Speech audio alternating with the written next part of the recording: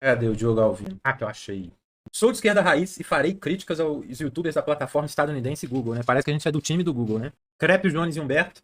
Quando falamos de auditoria da dívida pública brasileira, citamos o exemplo do Equador, não é para dizer que o Brasil é dolarizado ou não. O ponto é outro. No Equador, auditorias já reduziram drasticamente dívidas externas, mostrando que é possível enfrentar o endividamento sem gerar catástrofe econômica. O MBL tem exatamente a mesma posição que vocês em relação à dívida pública. Segundo Eduardo Moreira, 90% do capital que compra título na dívida brasileira vem de fundos e bancos estadunidenses, o que significa que esse dinheiro entra e sai conforme interesses externos. Eu não vou entrar nessa discussão, gente, desculpa. O Crap fala muito, usa palavras difíceis e passa a impressão de profundidade, mas quando a gente comprime tudo o que ele diz sobre dívida pública, sobra uma única frase: como o Brasil tem real, não dá para fazer nada.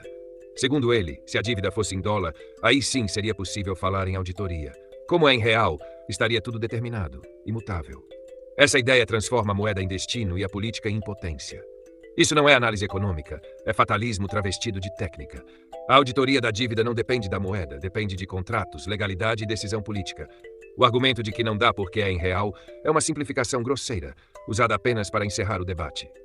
Além disso, chama atenção a forma como ele ataca a ACD, um grupo que há quase 30 anos estuda a dívida pública brasileira.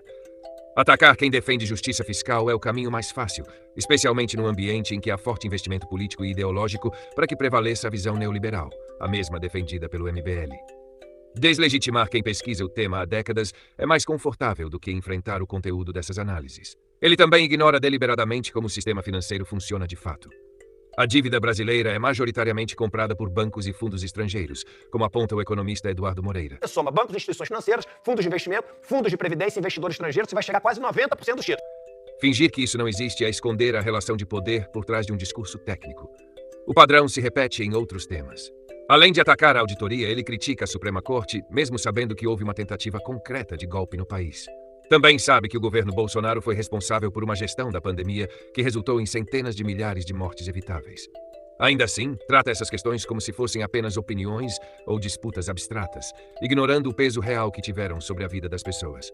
Sem a atuação do STF, especialmente de Alexandre de Moraes, o Brasil poderia ter entrado em um processo ainda mais grave de ruptura institucional. O problema é que tudo isso vira espetáculo. Questões gravíssimas, que afetam diretamente a vida da população, são transformadas em conteúdo.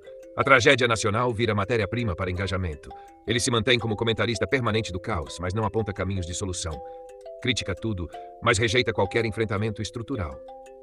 No fim, o padrão é claro: muita fala, muita performance, muito vocabulário e uma conclusão sempre igual: não fazer nada. Aceitar a estrutura como ela é e seguir ocupando o papel de narrador da crise, enquanto o país continua pagando a conta.